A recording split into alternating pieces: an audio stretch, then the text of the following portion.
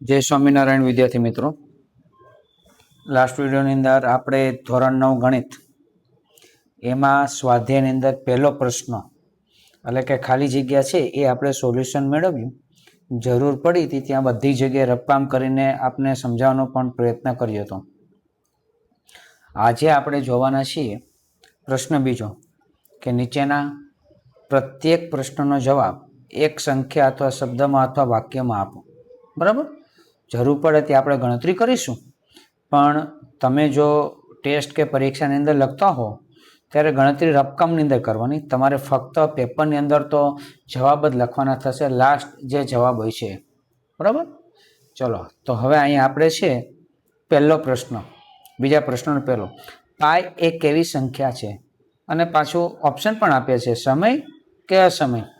હવે પાય કેવી સંખ્યા છે એ સમજીએ. હકીકતમાં પાયનો જવાબ આવે છે, આમ તો તમે નાના ધોરણમાં દાખલા શીખ્યા છો, 22/7 પણ કહેવાય અને 3.14 પણ લખાય છે.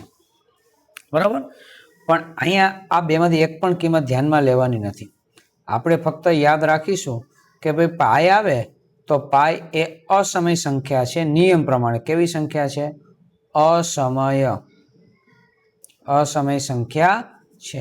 તો ફક્ત થિયરી તરીકે આપણે યાદ રાખીશું કે ભાઈ પાયની કિંમત આની હારે અત્યારે કાંઈ લેવા દેવા નથી. ફક્ત પાય એ કેવી સંખ્યા છે? તો કે અસમય સંખ્યા છે. તો પહેલાનો જવાબ આપ લખી શકશો આપના બુકની અંદર, અથવા પ્રેક્ટિસ બુક લઈને બેઠા હોય તો ટીક માર્ક કરી શકશો, અસમય. બીજો પ્રશ્ન છે, 22/7 એ કેવી સંખ્યા છે? સમય કે અસમય? તો હવે તો એ જ આવ્યું, આમ તો આના બરાબર છે.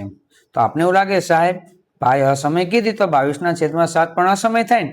નહીં, મેં તમને કીધું ને આ બંને સાથે અત્યારે કાંઈ લેવા દેવા નથી. પાય એટલે અસમય, પણ 22/7 સમય કે અસમય એ તો આપણે નક્કી કરવું પડશે ભાગાકાર કરીને.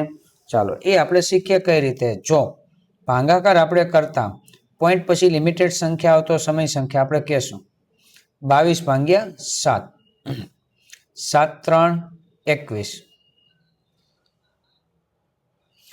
22 માંથી 21 છે તો 1. હવે ભાગ ના હાલે એટલે અહીંયા શૂન્ય અને અહીંયા પોઈન્ટ. 7 1 7, 10 માંથી 7 જાય તો 3 0, 7 4 28, 30 માંથી 28 2 0, 7 2 14, 20 માંથી 14 જાય તો 6 0, 7 8 56, 60 માંથી 56 બાદ કરો 4 0, 7 5 35, 40 માંથી 35 એટલે 5 0, 7 7 49. હવે કેટલા વધશે? તો કે 1. આ 1 આવ્યો એટલે જો અહીં 1 છે, હવે 0 મૂકું હું તો 7 1 7, પાછું 1 થી શરૂ થશે, પાછું એ રીતે જ વધવાનું છે. તો આ સંખ્યા પર આમ લીટો કરો તમારે કરી શકાય ને. આનો મતલબ શું થાય? પુનરાવર્તન થવી. તો દશાંશ વાળી સંખ્યા, પોઈન્ટ વાળી સંખ્યામાં આવૃત હોય. આવૃત એટલે કોઈ સંખ્યા ભાગાકારમાં પોઈન્ટ પછી આવતી જ હોય, તો એ બધી જ સમય સંખ્યા છે. એવું આપણે અગાઉના વિડીયોની અંદર ક્યાંક થિયરીમાં પણ ભણ્યા છીએ. તો આ સંખ્યા 22/7 કેવી થાય? તો કે સમય સંખ્યા થશે, કારણ એ તમને જ્યાં પોઈન્ટ પછી રિપીટ થાય છે, પુનરાવર્તન પામે છે. ત્રીજું, પૂર્ણ સંખ્યા હોય પરંતુ પ્રાકૃતિક સંખ્યા ન હોય તેવી સંખ્યા જણાવો. પૂર્ણ સંખ્યા હોય પરંતુ પ્રાકૃતિક સંખ્યા ન હોય, તો હવે એવી એક જ સંખ્યા છે અને એ છે 0, કે જે પૂર્ણ સંખ્યા છે પરંતુ પ્રાકૃતિક સંખ્યા ન કહેવાય, કારણ કે પ્રાકૃતિક સંખ્યાની શરૂઆત એ 1 થી થાય છે. બરાબર, એટલે અહીંયા આપણે ત્રીજા દાખલાનો જવાબ આવશે 0. પછી ચોથું છે 3.5, પછી માથે લીટો છે એટલે પુનરાવર્તન પામે છે, અને p/q સ્વરૂપમાં જણાવો. હવે 3.5 એટલે અહીંયા આપણે તમને રફકામ કરીને સમજાવીએ કે દાખલા તરીકે 3.5 છે અને 5ની માથે લીટો છે. હવાનું સાદુરૂપ આપું બરાબર કરું છું. પેલા છેદ સમજો, છેદ માટે પોઈન્ટ પછી જ જોવાનું. પોઈન્ટ પછી કોઈ સંખ્યા પુનરાવર્તન થતી હોય એના 9, અને પુનરાવર્તન ન થતી હોય એવી સંખ્યા હોય તો 0. પોઈન્ટ પછી તો એક જ છે ને, એ પુનરાવર્તન પામે છે તો 1 9 આવે. આ છેદનું કામ પૂરું. અંશમાં શું કરવાનું છે? આ 35 સમજો, પોઈન્ટ ભૂલી જાવ થોડીક વાર. એમાંથી પુનરાવર્તન નથી થતી એ સંખ્યા બાદ કરો. 35 માંથી 3 જાય એટલે 32, એટલે અહીંયા આવશે 32. બરાબર. હવે જો છેદ ઉડતો હોય તો આપણે સાદુરૂપ આપવું, નહીતર આ જ આપણો જવાબ કહેવાય 32/9. તો આનો જવાબ આપણો થશે 32/9. છેદ ઉડતા નથી. બરાબર, ખાસ આપણે ધ્યાન રાખીશું. પછી છે 0.27 ને p/q સ્વરૂપમાં દર્શાવો. ઓકે, 0.27 આપણે લખીએ અને આમ છે આનું સાદુરૂપ. પેલા હંમેશા છેદ. જો આનો છેદ સ્વરૂપે લખવું હોય તો બે આંકડા પુનરાવર્તન પામે છે એટલે બે નવડા થાય. અંશમાં એમને રહેશે 27. આ આપણો જવાબ. પણ અહીંયા છેદ ઉડે છે તો છેદ ઉડાડવા પડશે. એટલે કે 27 એટલે 9 3 આવશે. 99 એટલે 9 11 એટલે 11 આવશે. તો આપણો જવાબ થશે 3/11. બરાબર, આનો જવાબ 3/11 થશે.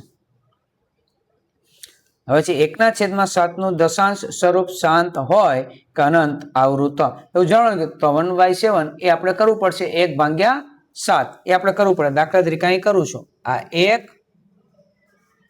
અને /7. હવે ડાયરેક્ટ ભાગ નો લે, અહીંયા 0 પોઈન્ટ, અહીંયા 0.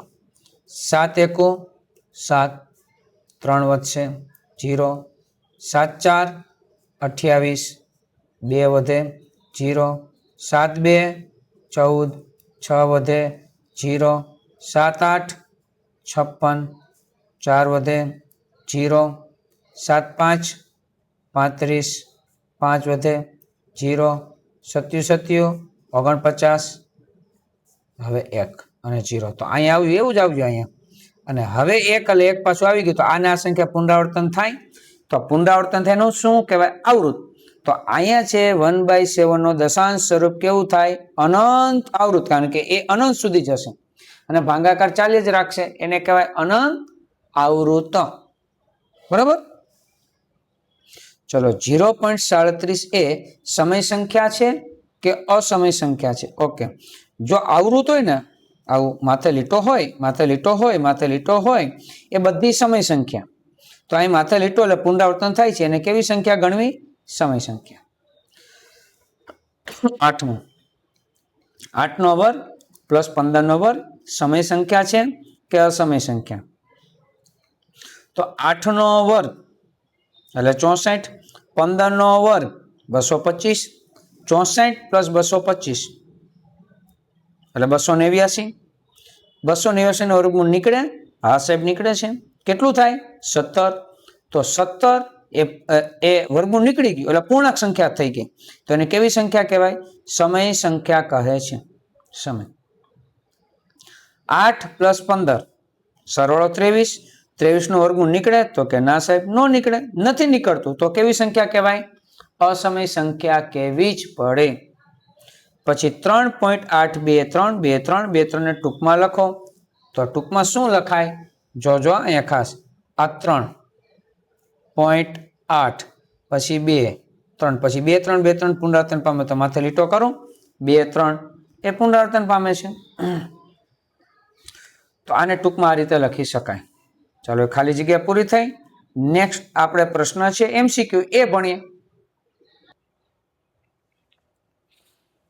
હવે આ પ્રશ્ન છે કે ભાઈ નીચે આપેલ વિકલ્પોમાંથી સાચો વિકલ્પ પસંદ કરીને જવાબ આપો. ચલો, 4 ઓપ્શન હોય જવાબમાં એટલે આ તો મજા પડી જાય. કારણ કે આમાંથી આપણે ગણતરી કરીને જવાબ આપી શકીએ અને કદાચ ના આવે તો 4 માંથી કોઈ પણ એક તો જવાબ લખી જ શકીએ અને બની શકે કે એ જવાબ આપણો સાચો પણ હોય. તો અહીંયા પેલું છે 0.3 માથે લીટો એટલે પુનરાવર્તન પામે છે એવું કહી શકાય. 3 ઓપ્શન છે. તો આનો જવાબ કેટલો થાય? જો આ 0.3 માથે લીટો, આનું સાદુરૂપ આપણે એક આંકડો રિપીટ થાય એટલે 1 9 અને અંશમાં એમને 3/9 હોવું જોઈએ. નથી, પણ છેદ ઉડે છે તો ઉડાડો. 3 3 9 તો 1/3 જવાબ આવે. જે આવે છે એ ઓપ્શન. તો આપ ટીક માર્ક કરી શકશો. સોરી, એક ને ક્યાંય છે, હા સી ઓપ્શન 1/3 સી ઓપ્શન. પછી છે બીજું 4.185 અને માથે લીટો છે, બરાબર. હવે અહીં 4 ઓપ્શન આપ્યા છે. ઓકે, એનું આપણે સાદુરૂપ પહેલા જોઈ લઈએ. 4.185 આ બરાબર. હવે આનો છેદ શું આવે? કેટલા આંકડા રિપીટ થાય છે? 3 પોઈન્ટ પછી જોવાનું. છેદમાં મૂકવા માટે પોઈન્ટ પછીનું, પોઈન્ટ પહેલાનું જોવાનું જ નહીં. પોઈન્ટ પછી જો આંકડા રિપીટ થતા હોય એટલે માથે લીટો હોય એટલા નવડા, અને જે આંકડો રિપીટ નથી થતો એનું શૂન્ય આવે, 0 આવે.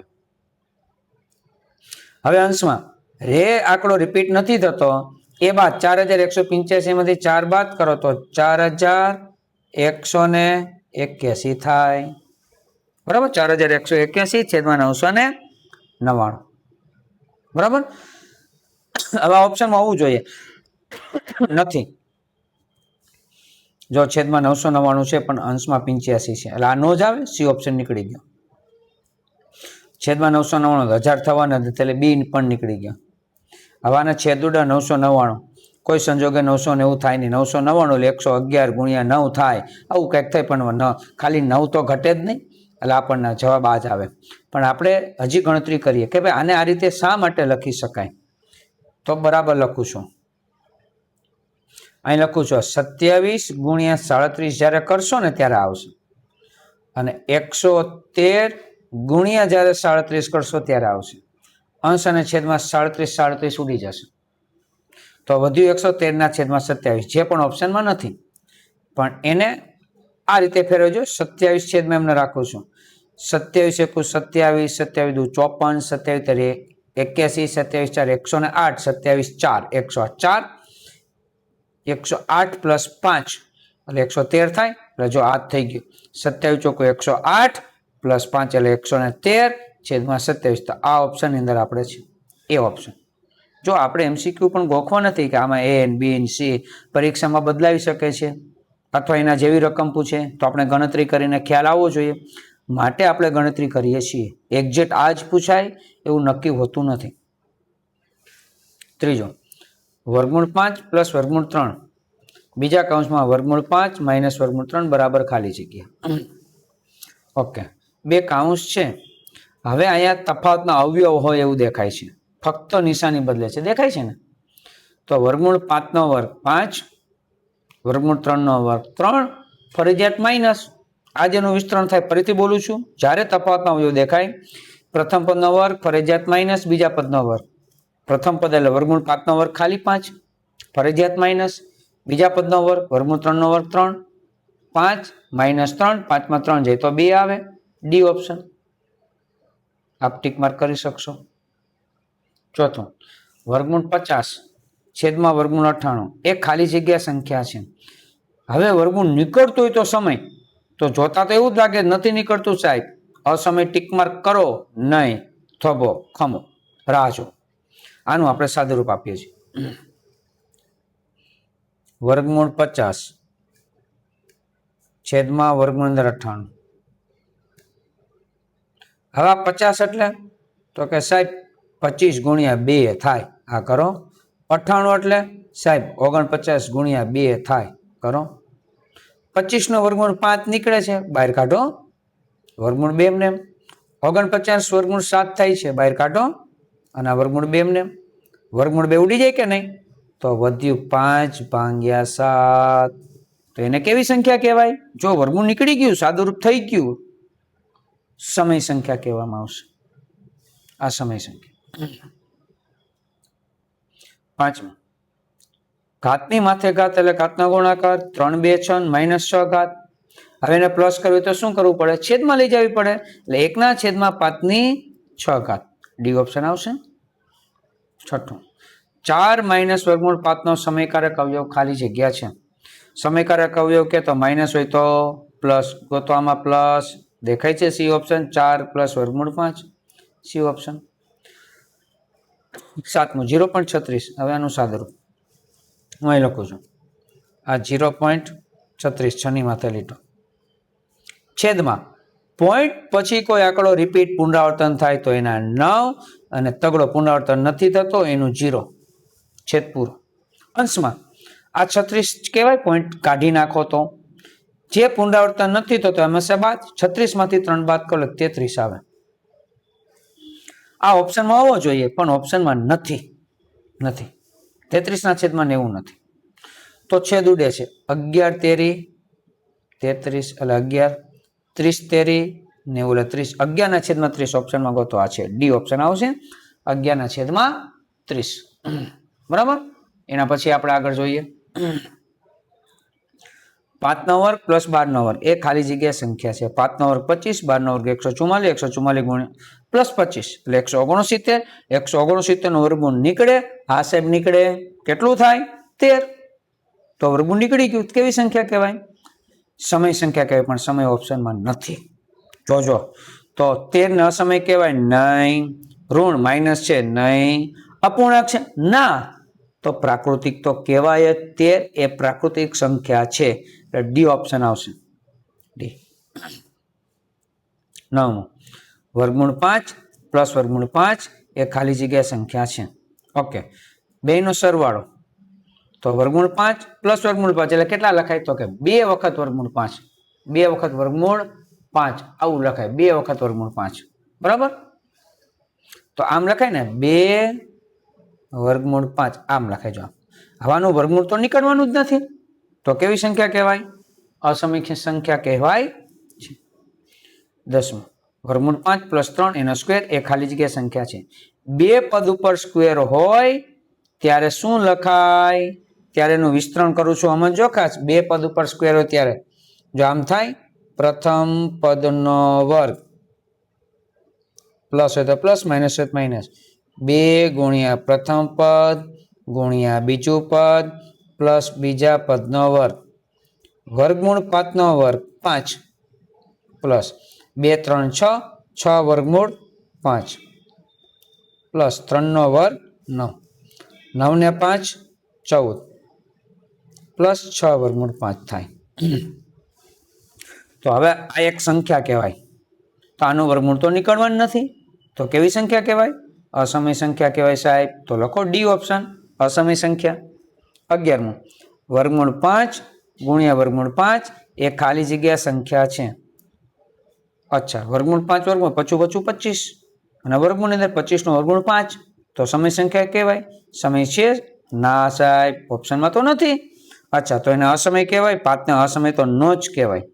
પ્રાકૃતિક હા 5 પ્રાકૃતિક સાહેબ કહેવાય. તો પ્રાકૃતિક જવાબ જો ઋણ નો કહેવાય, અપૂર્ણાંક નો કહેવાય, 5 આવ્યા છે. પ્રાકૃતિક સંખ્યા આવશે. હવે 12 ખાલી જગ્યા એ 7 અને 8 વચ્ચે આવેલી સમય સંખ્યા છે. બરાબર.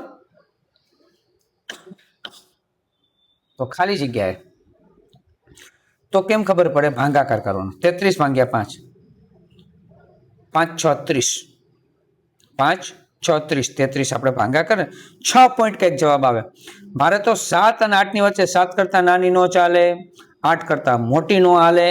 તો અહીંયા તો 6 પોઈન્ટ 7 કરતા નાની થઈ. 51 ભાગ્યા 6 તો આપણે 8 6 48 ભાગાકાર કરશો એટલે 8 પોઈન્ટ આવશે. 8 કરતા મોટી કહેવાય. આ પણ નથી. 60 ભાગ્યા 7 તો 7 8 56 આ પણ 8 પોઈન્ટ એટલે મોટી સંખ્યા કહેવાય. 61 અહીંયા આવશે કે ભાઈ 8 7 56 એટલે 7 પોઈન્ટ આવે. તો ભાગાકાર કરવાથી ખબર પડે. એના સિવાય કોઈ ઓપ્શન જ નથી. 61 ના છેદમાં 8 એટલે ડી ઓપ્શન આવશે. બરાબર. ચાલો 13 વર્ગમૂળ અંદર 5 પ્લસ 3 એનો સ્ક્વેર બરાબર a પ્લસ b વર્ગમૂળ 5 હોય તો ખાલી જગ્યા. અચ્છા હવે આનું સાદુરૂપ તો આગળના પ્રશ્નોમાં અગાઉ ક્યાંક આવી ગયું. જો આ રહ્યું એ જ રકમ હતી. તો આના બરાબર ડાયરેક્ટ લખું ભાઈ કે ભાઈ a પ્લસ b અને વર્ગમૂળની અંદર 5 બરાબર. તો a છે અહીંયા 14 છે, અહીંયા b છે અહીંયા 6 છે. તો a બરાબર 14 અને b બરાબર 6 એ ઓપ્શન આવશે. a બરાબર 14 અને b બરાબર 6 આવશે. 14 માઇનસ 11/4 ની દશાંશ અભિવ્યક્તિ ખાલી જગ્યા છે. માઇનસ 11/4 ની દશાંશ અભિવ્યક્તિ ખાલી જગ્યા છે. તો 11/4 આપણે કરવું પડે કે નહીં? હું 11/4 કરું છું. આ 11 આ 4 4 2 8, 11 માંથી 8 બાદ કરો 3 આવે, અહીંયા 0 તો અહીંયા પોઈન્ટ આવશે ને. ચાલો 7 4 28, 2 વધે 0, 4 5 20, 0 થઈ જાય. તો 2.75 તો કેવી અભિવ્યક્તિ કહેવાય? પોઈન્ટ પછી હવે કોઈ રકમ વધારાની આવવાની નથી. અને કેવી કેવી પડે? તો કે શાંત, બી ઓપ્શન, શાંત દશાંશ અભિવ્યક્તિ છે. 15મું, 5/3/4 એની પણ ઘાત 4/3. બરાબર, ઘાતની માથે ઘાત, ઘાતની માથે ઘાત એટલે ઘાતનો ગુણાકાર. જો આ 4 4 અંશ અને છેદમાં ઉડ્યા, 3 3 ઉડી જાય તો ફક્ત 5 વધે, 5 એટલે એ ઓપ્શન. બરાબર, એ ઓપ્શન આપણો જવાબ આવશે. હવે નીચેના છે ખરા કે ખોટા લખો. ઓકે, દરેક પૂર્ણાંક કે પૂર્ણ સંખ્યા પણ છે જ. ઓકે, પૂર્ણાંક એટલે શું? તો કે W. હવે જો n એટલે પ્રાકૃતિક સંખ્યા, W એટલે પૂર્ણ સંખ્યા, Z એટલે પૂર્ણાંક સંખ્યા, Q એટલે સમય સંખ્યા અને R એટલે વાસ્તવિક સંખ્યા, રિયલ નંબર. n નો સમાવેશ W ની અંદર થાય એટલે આમ લખાય n upon W. W નો સમાવેશ Z ની અંદર થાય એટલે આ W ખાલી એક નહીં, આની અંદર છે તો આ બે આની અંદર હોય Z ની અંદર. Z છે એને Q પણ કહેવાય અને Q છે એ R પણ કહેવાય. તો આમ છે ને એ તમે કહી શકો કે n છે એને પ્રાકૃતિક સંખ્યા તો કહેવાય, એને પૂર્ણ સંખ્યા કહેવાય, n ને પૂર્ણાંક સંખ્યા કહેવાય, પૂર્ણ કહેવાય પૂર્ણાંક. પણ ઉલટું ના કહી શકો કે ભાઈ પૂર્ણ ને પ્રાકૃતિક ના કહી શકો. તો અહીં એવું જ કીધું છે પૂર્ણાંક કે પૂર્ણ સંખ્યા ના, પૂર્ણાંક ને પૂર્ણ સંખ્યા કહેવાય નહીં એટલે ખોટું થાય. પૂર્ણાંક એટલા એના આ કહેવાય, ઉલટું ચાલે નહીં. આમ હાલશે, ચલો ઉલટું ચાલે નહીં. રેડી? વર્ગમૂળ 5 નો વર્ગ. અચ્છા, જો બેકી ઘાત છે, બગડો 5 નો વર્ગ 25 થાય પણ બેકી ઘાત એટલે માઇનસ માઇનસ પ્લસ થઈ જવા જોઈએ, એની જગ્યાએ માઇનસ છે તો આ પણ ખોટું આવશે. ત્રીજો, -1/11. હવે એકની ગમે એટલી ઘાત કરો જવાબ તો એક જ આવે, પણ 11 એટલે એકી ઘાત છે તો માઇનસ ના માઇનસ જ આવે. ત્રીજું વિધાન ખરું થાય, સાચું છે. વર્ગમૂળ 3 ગુણ્યા વર્ગમૂળ 5. હવે 5 3 15 થાય, ગુણાકાર થાય જ પણ 8 લખ્યા છે એટલે આ વિધાન ખોટું થશે. વર્ગમૂળ 49 એ અસમય સંખ્યા છે. 49 વર્ગમૂળ નીકળે? હા સાહેબ નીકળે છે 7. તો એ કેવી સંખ્યા કહેવાય? સમય. અહીં લખ્યું છે સમય તો આ વિધાન ખોટું થશે. જોડકા જોડો. 3/5 3 ગુણ્યા 3 ગુણ્યા 3 ગુણ્યા 3 ગુણ્યા 3, 3 3 9, 9 3 27, 27 3 81, 81 3 243. કેટલામાં ઓપ્શન છે? તો કે ડી. આની સામે ડી આમ લખવો પડે. પરીક્ષામાં જોડકા પણ પૂછાય છે તો ખાસ તૈયારી કરવી. 3/4 ગુણ્યા 3/3 બરાબર 4 ને 3 7, 3/7 વચ્ચે ગુણાકાર ઘાતનો સરવાળો થાય, 3/7 f, એની સામે f આવે, આમ f લખવાનું. 5 - 3. હવે 5 નો ઘન 125 પણ માઇનસ છે એટલે છેદમાં જવું પડે ને, 1/125 એ 2/9. અચ્છા એની ગણતરી કરીએ.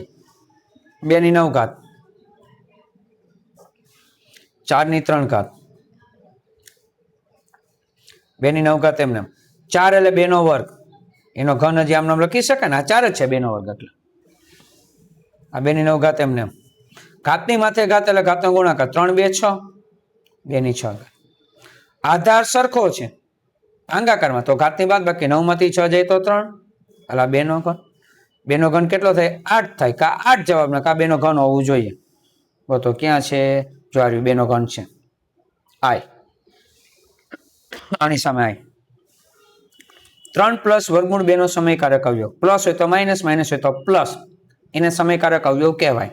તો પ્લસ છે તો માઇનસ થાય, 3 માઇનસ ક્યાં ગયું? સી ઓપ્શન આવશે. 5 - વર્ગમૂળ 7 નો સમયકારક અવયવ. તો 5 માઇનસ છે એનું શું થાય? પ્લસ. 5 પ્લસ વર્ગમૂળ 7. રેડી? એનો સમયકારક અવયવ કહેવાય. આના છેદનો સમયકારક અવયવ, છેદમાં પ્લસ છે તો માઇનસ, 5 માઇનસ તો આ આવશે જે 5 - વર્ગમૂળની અંદર 2. હવે આનું સાદુરૂપ આપો. ચલો આપીએ આપણે. અહીં લખેલ છે 3, 4 - વર્ગમૂળ 13. અહીં 4 માઇનસ વર્ગમૂળ 13 એને ગણ માઇનસ છે તો શું આવે પ્લસ આવશે સમયકારક અવયવ વડે ગુણવાના અને ભાંગવાના અંશનો અંશ એટલે ગુણાકાર 3 ગુણાકાર એટલે કાઉન્સમાં થાય છેદમાં હંમેશા તફાવતના અવયવ હોય પ્રથમ પદનો વર્ગ ફરજિયાત માઇનસ બીજા પદનો વર્ગ તો પ્રથમ પદનો વર્ગ એટલે શું કરવું તમને 4 નો વર્ગ 16 વર્ગમૂળ 13 નો વર્ગ 13 16 માંથી 13 જાય તો કેટલા વધશે તો કે 3 અંશમાં 3 છે કે નહીં 3 ઉડી જાય ને ફક્ત કાઉન્સ વધશે 4 પ્લસ વર્ગમૂળ 13 ગોતો એ ઓપ્શન આવશે 4 પ્લસ વર્ગમૂળ 13 વિડીયો લાઈક શેર અને સબસ્ક્રાઇબ કરી શકો છો મિત્રોને મોકલી શકો છો જેથી કરીને એ લોકો પણ આ ટૂંકી વસ્તુ છે ભણી શકે છે નેક્સ્ટ વિડીયોની અંદર આપણે નવા ચેપ્ટર સાથે મળીશું ત્યાં સુધી બધા વિદ્યાર્થી મિત્રોને જય સ્વામિનારાયણ